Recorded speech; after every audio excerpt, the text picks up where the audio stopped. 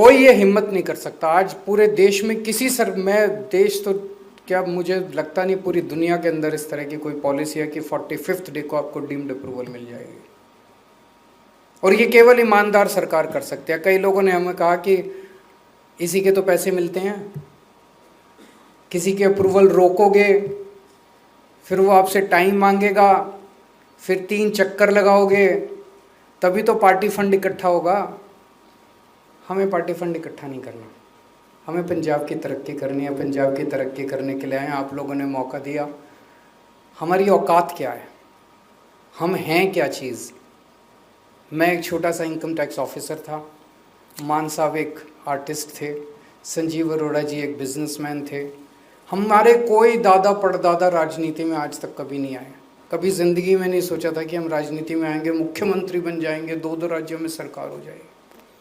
आप लोगों ने पता नहीं हमारे में क्या देखा, हमें ये मौका दिया। अब हमें पैसे नहीं इकट्ठे करने, जो आप लोगों के मन में हमारा प्यार है वो प्यार बना रहे, विश्वास बना रहे, और उसी प्यार में दिन दूनी चार तरक्की हो, यही ऊपर वाले से रब से हमारी इच्छा है। पंजाब की तरक्की हो, यही चाहते हैं। तो हमें पैसे नहीं इकट्ठे करने, इसीलिए केवल एक ईमानदार सरकार ये निर्णय ले सकती थी कि फ्लैट 45 डेज के अंदर आपको अप्रूवल मिल जाएगी। उसमें भी एक बहुत बड़ी बात है कि अगर आप एमएसएमई हैं और अगर आपकी इन्वेस्टमेंट 125 करोड़ से कम की है तो आपको कोई अप्रूवल नहीं चाहिए। 125 करोड़ की इंडस्ट्रीज शुरू कर सकते हैं आप बिना किसी अप्रूवल के अंदर। एमएसएमई कोई भी इंडस्ट्री 125 करोड़ की बिना किसी अप्रूवल के अंदर शुरू हो सकती है।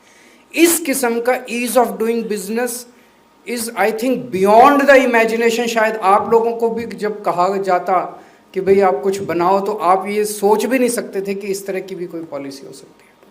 तो पहले 3 साल मैं समझता हूँ कि हमारे जो गुजरे उसमें हम पॉलिसी बना रहे थे, आपके ऊपर आपको बता रहे थे, वो इंडस्ट्री फ्रेंडली पीरियड में कहूँगा। उसके पहले था वसूली सिस्टम, अभी 3 साल से था इंडस्ट्री फ्रेंडली सिस्टम, और आज के बाद ये जो सिस्टम है ये बिल्कुल क्रांतिकारी सिस्टम है।